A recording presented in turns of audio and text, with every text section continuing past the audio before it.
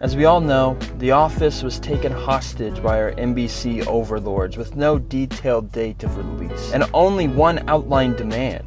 Pay $5 a month for a shit streaming service headlined by Dora's dad killing children, and the Infinity War sequel, Saved by the Bell. If you're like me, I watched The Office about 20 times over to cope with my growing insanity. I was addicted, looking for heroin needles filled with air and Pam's tit milk to plunge into my veins. Now, I was never insane enough to walk around in a Boobs Beats Battlestar Galactica t-shirt, but I would no doubt shit myself and eat it if I saw David Wallace walking around Walmart and received one of those fan service business cards he supposedly gives out. It was my favorite show of all time. I'd even say that's probably still the case. I retained more information about this show's fucking lore than I ever have studying for a damn chemistry test. Every watch through, my knowledge of The Office would grow so much so that I felt like Jimmy Neutron brain blasting all over the Jeopardy game board if someone asked me what Dwight's middle name is. Or Socrates explaining to my family at Thanksgiving that Meredith was right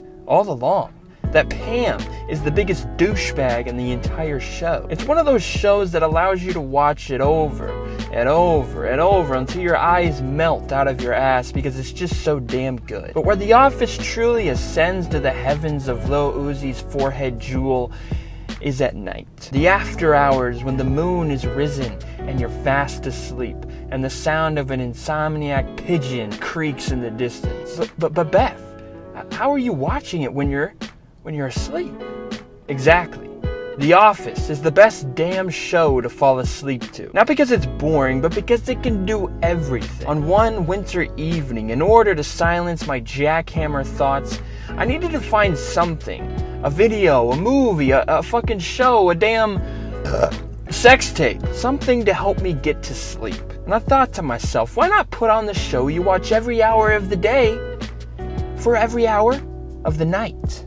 I felt like Mario discovering mushrooms, Clark and David and Sacagawea discovering China. If you're a seasoned veteran of watch time, The Office lets you just lay in bed, eyes closed, ass stapled shut, and visualize what's going on in the scenes you've seen numerous times before. Except now, you can see Angela wearing a pussy hat or make Dwight look like Tom Cruise. But really, the main reason why it's the best is due to the fact that there's no music, minus the seizure-inducing piano of the intro. Now, I detest ASMR. It makes my pussy curl, but it's basically just The Office ASMR. No music, just people talking like in a fucking business meeting about killing the innocent. Except, you know these characters. You know the jokes. You know the situations. And now you can just forget those thoughts about your creepy uncle and just fall fast asleep. But not anymore. NBC just fucking ruined this for me. The Office bedtime watching was a nightly ritual. My ass would be knocked out before Pam even quits art school. So I had to find something different, or else face the night demon haunting my dreams.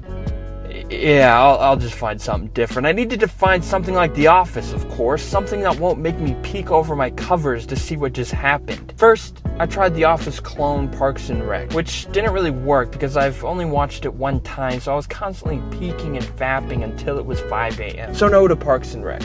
The more I thought about it, the more I realized how fucking hard it is to find a show with absolutely no music or loud bangs or sex scenes the sound of the TMX intro. There was absolutely nothing that worked as perfect as The Office in helping my doomer brain find sleep. So I tried to sleep like a normal human. Had a dream about getting nuked and woke up the next day determined more than ever to find anything so I didn't have to slut myself for the peacock. I don't know why, but I tried Ancient Aliens for a while, and my god, I couldn't stop cunting my face at every alien fact of stupidity spewing from my TV's tits. Watching that show without the influence of a joint is just horrific. I lost hope. I was inches away from chopping off my dick for $20 for just a couple months of Peacock to allow me to just get a few nights of uninterrupted slumber. But then I had a revelation. I required something absolutely boring, with no musics or bells or whistles, just something that will shut my eyes and help me dream of puppies and dandelions. And I found it. A subject that has put millions to sleep in the dawn of day.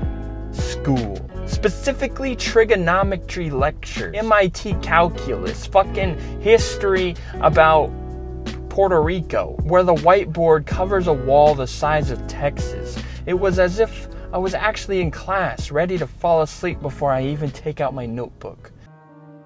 So in conclusion, if you're like me and got blue-balled by the peacock, just know that there's always an answer, that there's always something out there to find, an answer to search for, to figure out your greatest problem, even if it's the dreaded peacock.